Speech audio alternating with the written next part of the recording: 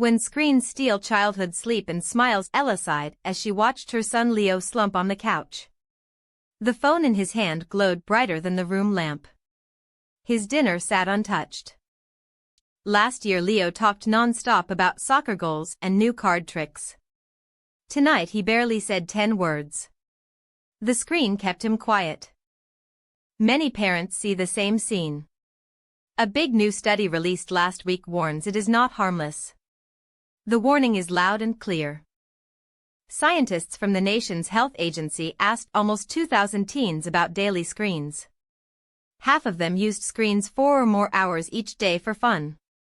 That did not include homework time. Those heavy users showed trouble in many areas. They were 3 times more likely to feel sad or hopeless. They were twice as likely to feel nervous or worried. They also moved less and slept worse. 6 out of 10 woke up tired most school days. Almost 1 in 2 had no set bedtime. Lead author Dr. Benjamin Zablotsky explained the risk in simple words. He said long screen hours crowd out sleep and exercise. They also pull teens away from face-to-face support. Another team of experts looked even wider. They reviewed studies on nearly 300,000 children from many countries.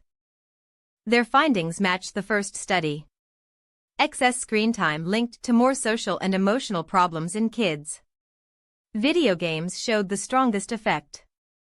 Older kids between 6 and 10 felt the biggest hit. Psychologist Dr. Michael Notel summed it up. More screen time can cause emotional problems, and kids with those problems often turn to screens to cope, he said. The cycle feeds itself. Parents often blame only social media. The data says any extra screen can hurt when hours pile up. Gaming, streaming, and endless scrolling each add to the total. Why do feelings get tangled with pixels? Screens pump out bright light late at night. That light tricks the brain into thinking it is still daytime. When bedtime drifts later, morning starts feel rough. Teens who slept less felt more stress during school.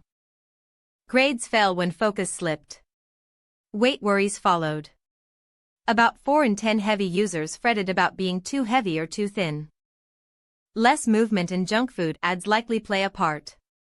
Social ties frayed too. 1 in 3 heavy users said they could not count on friends for help.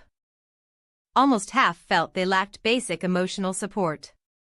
Yet screens stay tempting. Pocket buzzes feel like quick rewards. Every new level or like sends a tiny shot of joy chemicals. But the joy fades fast. Then kids chase the next ding. They end up spending hours they never planned.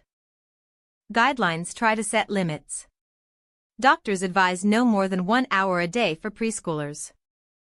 Older kids should switch off screens at least 60 minutes before bed. Heart Dr. Dr. Tara Narula tells families to focus on quality and timing.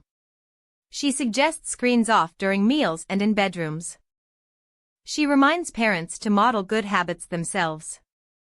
Ella decided to test those tips at home. She bought a cheap basket and named it the Sleep Saver. Phones go into the basket an hour before lights out. At first Leo grumbled. He said all his friends stay up on group chats. Ella stayed calm and invited him to choose a bedtime ritual. They picked reading old comic books together. The room still glowed, but from a small bedside lamp. Laughter slowly replaced the blue glare. After 1 week Leo's mood looked lighter. He joked at breakfast again. He even practiced soccer moves in the yard. Ella noticed another bonus. Morning school runs felt smoother without last-second panics to find chargers. Their small change saved big nerves.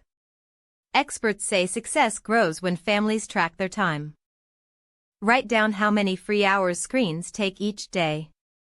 Try trimming 30 minutes for the first step.